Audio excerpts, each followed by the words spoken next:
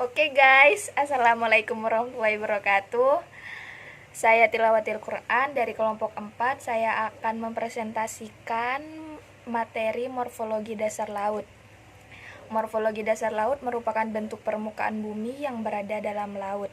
Permukaan bumi pada dasarnya tersusun atas 3 jenis massa yang berbeda, yaitu massa padat atau litosfer, massa cair atau hidrosfer, massa gas atau atmosfer. Dari ketiga unsur di atas, massa hidrosfer penting banyak menyusun komposisi permukaan bumi, yaitu sekitar 360 juta kilometer persegi atau 71%.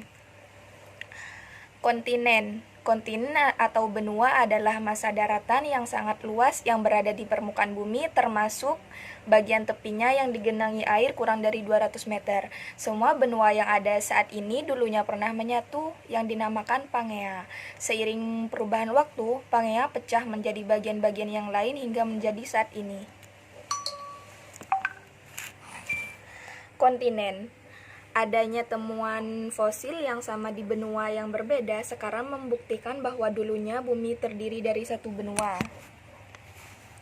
Teori Wegener dari Alfred Wegener tentang continental drift mengumpulkan bukti di awal tahun 1900-an bahwa benua di kedua sisi Samudra Atlantik pernah bergabung untuk membentuk satu benua besar yang disebut Pangea.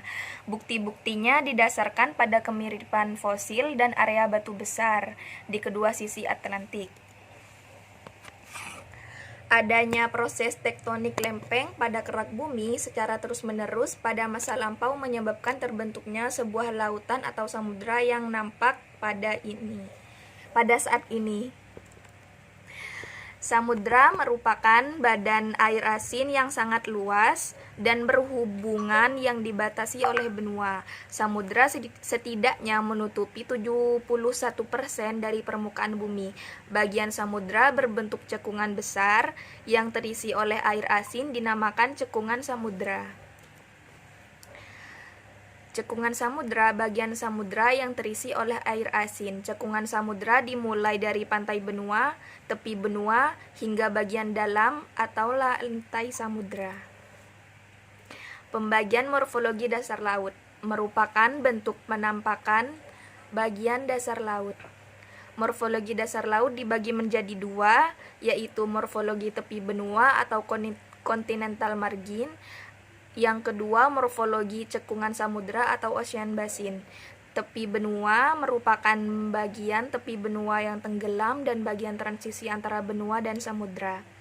Ocean basin bagian samudra yang dalam atau kedalaman lebih 2000 meter, meliputi deep sea plain atau dengan kedalaman lebih dari 1000 meter, dan the deep atau dasar lautan terdalam atau palung.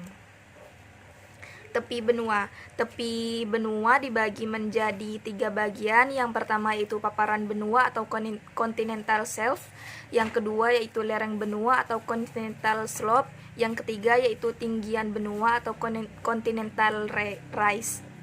Continental shelf yaitu bagian benua yang tenggelam dengan kemiringan lereng kecil atau 1 meter per 1000 meter per kurang dari 1 derajat. Yang kedua yaitu continental slope, yaitu tepi benua yang mempunyai lereng terjal dengan kemiringan 3-6 derajat, kedalaman berkisar 2000 sampai 3000 meter. Continental rise, yaitu lereng tidak terjal hingga perlahan menjadi datar pada dasar lautan.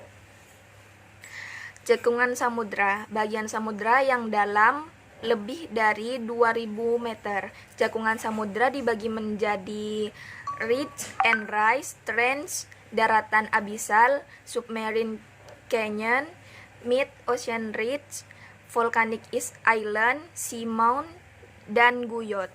Yang pertama yaitu ridge and rise atau punggung laut, yaitu bentuk peninggian di dasar laut yang hampir serupa dengan gunung. Ridge dan rise sama saja, hanya saja lereng ridge lebih terjal dari rise. Cekungan samudra. Yang kedua yaitu dasar laut yang sangat dalam berbentuk seperti saluran pemisah. Yang ketiga yaitu daratan abisal, merupakan kenampakan topografi dasar laut yang datar, masih merupakan bagian dari paparan benua. Yang keempat yaitu submarine canyon, yaitu ngarai bawah air berbentuk seperti lembah yang memotong lereng benua pada bagian tepian benua. Yang kelima yaitu mid-ocean ridge atau MORE, yaitu rantai gugusan gunung api di bawah laut yang mengelilingi bumi. MORE terbentuk oleh aktivitas tektonik lempeng yang bergerak secara divergen. Cekungan samudra yang keenam yaitu Seamounts dan Guyot, merupakan gunung bawah laut yang muncul dari dasar lautan, namun puncaknya tidak muncul ke permukaan. Seamounts memiliki bentuk curam dan runcing. Guyot memiliki bentuk atas dasar. Yang ketujuh yaitu Volcanic Island, merupakan gunung berapi bawah laut yang bagian puncaknya muncul di permukaan. Perkembangan gunung api yang cepat dapat membentuk pulau baru di sekitarnya, contohnya Gunung Krakatau. Kurang lebihnya saya mohon maaf. Assalamualaikum warahmatullahi wabarakatuh.